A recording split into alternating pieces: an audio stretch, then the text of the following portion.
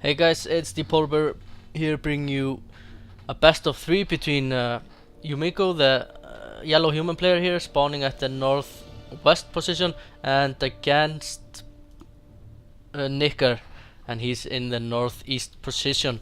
And this is going to be quite interesting. This is a best of 3, and this was in the Soda Cup.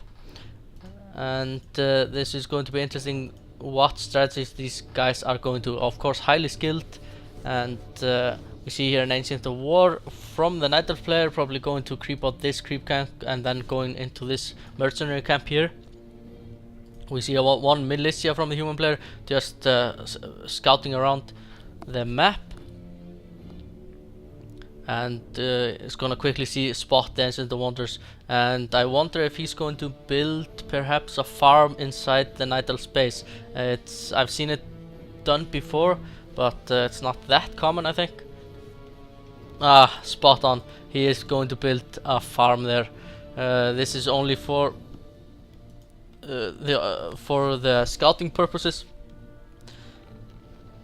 And if Nicker would be a little bit inexperienced in this game, he might have used his hero and his archers from the Ancient World to kill this farm here, but this farm is also here to just stall the time if the Nightelf player would be silly enough to do that. But of course he is no beginner, and he is going to quickly clear out this camp here. And what hero are we seeing from the human player? We are seeing the Archmates. It's fairly standard Archmates with the water elemental and the brilliance aura, and it's a pretty late Ultra of Elders here from the Nightelf player. I wonder if he's going for a tavern hero, and he actually might be. He has a wisp here already in place, so he can buy one. Quickly buying one Shadow Priest here from the mercenary camp, and this is of course for the healing benefits. And here we see the human player already calling out 5 militia to creep out this Renegade Wizard camp here. Renegade Wizard might drop a pretty powerful item, +6 claws or something like that, and I'm going probably buying a Shadow Priest as well, just as the Nightelf player did. But what item are we going to see? We see the Nightelf player has already been creeping out, but we're seeing Ring of Protection +3, not very, probably just going to be sold. And we see a Dark Ranger here from the Nightelf player. Not often I see this, and a Tomo Agility, pretty nice here, because this is an agility hero. And we see here the Dark Arrow, I think it's called, or Shadow Arrow or something like that. So each time a creep or a monster is inflicted with that curse, he will return as a skeleton. So pretty useful, pretty good hero there in terms of summons. But of course those skeletons could also just feed experience. See, the Archmage is running around across the map on his horse, of course pretty fast, but should perhaps considering buying boots of speed. And we see here a trio live from the Nightelf player, and probably the Archmates is going to try to stop this, and a quick Shadow Priest is going to be taken down there, probably giving the Archmates a little bit more experience than the Dark Ranger has.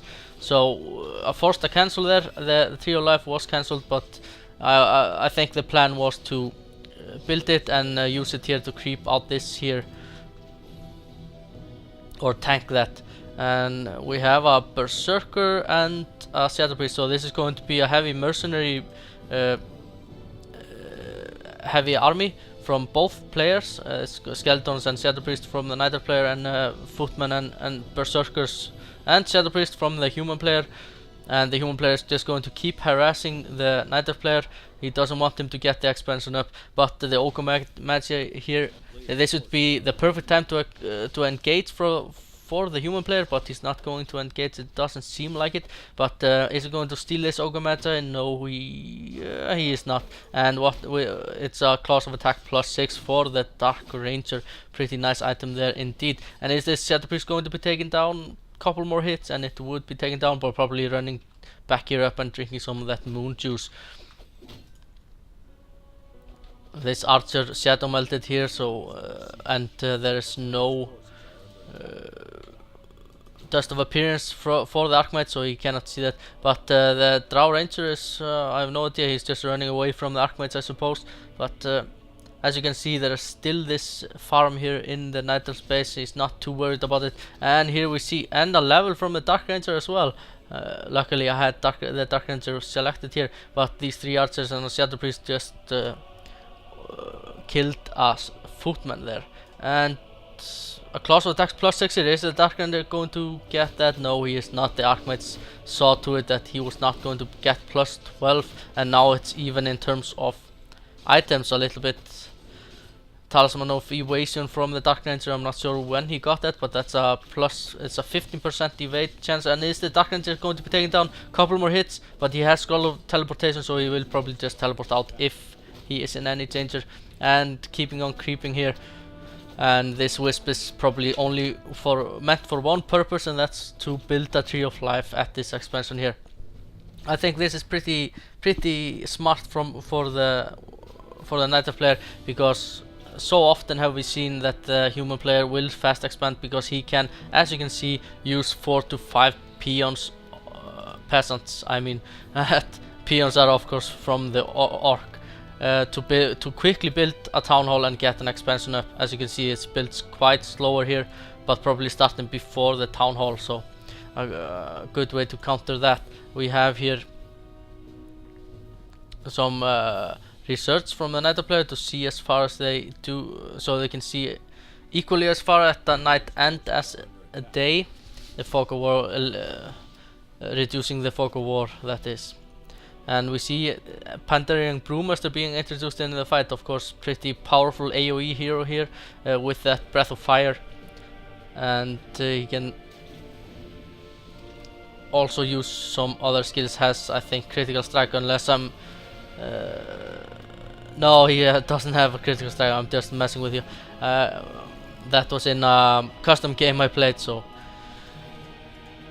so we have double Ancient of Lores here being made from the Nightelf player, and quite some harassment here from the human player. And this Berserker is going to be taken down and feed some experience, and spawning one Dark Minion here for the Nightelf player. It seems to me that the Nightelf player is a little bit ahead. I'm not sure what the human player is going to be transitioning into, but he's still just getting this expansion up and running and getting an Arcane Vault, of course, for the items. The Archmage just staying in the Nightelf space, just trying to stop these lores here from ever being able to spawn. And we have a little bit of an engagement here at the south position in the humans expansion. Of course, smartly enough, he's focusing down the Pandering Brewmaster. Of course, the Pandering Brewmaster can AoE these towers. The towers are pretty close together, but I think Yumiko should consider, and of course focusing now the Drow Ranger, as they both have 0 mana. Level 2 for the Pandering Brewmaster there, and that's... and we will probably see... no, he's at 0 mana. So, but these towers are going to be taken down. They do a very little damage without that feedback ability. They are mainly there to stop any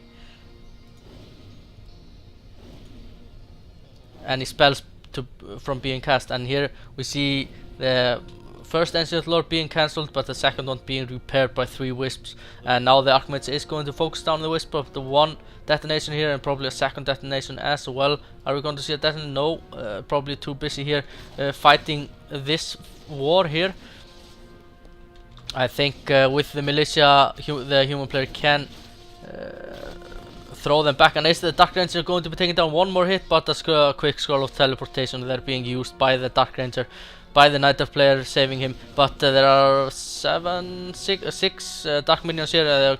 They are gonna feed some experience to that Archmage. Probably might grant level 4. No, not gonna grant level 4, but he's close to it. And yeah, the building here that finally destroying the farm that was here in the Nightelf space. but only doing it when it's like 10 minutes into the game, so he was not that worried about it. And we see an Ancient of Wonders. I'm quite curious why the Ancient of Wonders and the Vault wasn't introduced into the fight a bit earlier, but each to his own, I suppose. And we see a little bit of creeping here. The Ogre Magi probably going to drop a decent item.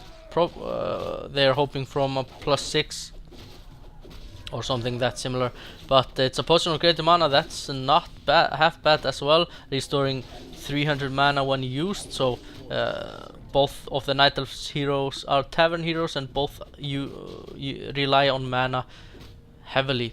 We see a boost of speed finally being bought on this Archmage here, and he's running across the map to the Nightelf's expansion, but what will he be able to do? He has a staff of teleportation and will be able to teleport to his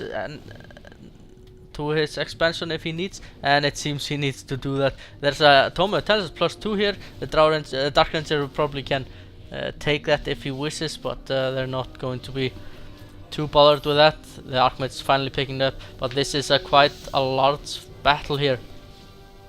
The Arcane Vault is going to be taken down, but did the Archmage manage to buy any items? Yeah, he bought the Scroll of Regeneration, of course, a very nice item, and he has the Potion of Invulnerability, so he is not going to die anytime soon.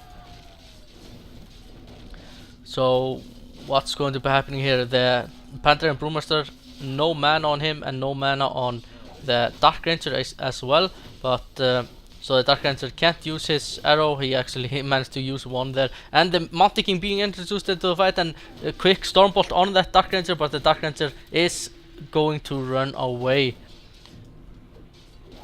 And now focusing the Panther and Brewmaster, but a lot of Dryads here, and this Mountain King needs to be very careful, but the Archmage seems to have transferred the Potion of Invulnerability to the Mountain King and saving him that way. And the level 3 Panther and Brewmaster being killed here. So I think the human player might have gotten back into the fight at this moment. He won this fight, he pushed them back, and maybe if he creeps out this, the Mountain King will be level 2. But a lot of Dryads here focusing down the Archmage, and the Archmage needs to just get the heck out of there, or the Mountain King as well. He needs to just run in and teleport. Yeah, he is going to teleport. And will we see one footman being taken down? Nope, we're not. And he's probably going to quickly use his Scroll of Restoration, and he is actually using that as soon as he. But we see no transition. We see here the transition is double Arcane Sanctum. But that's not for the priest, it's not for the sorcerers, it's obviously for the spellbreakers, because the Dryads of course can abolish magic, so slow would be pretty much useless. But we see here still a lot of Dryads being introduced into the play, and a very low hit point army here from the human player, and nice Staff of Teleportation there from the Drow Ranger, or a Staff of Preservation. And Yumiko says GG. This is a best of 3, so look forward for game number 2.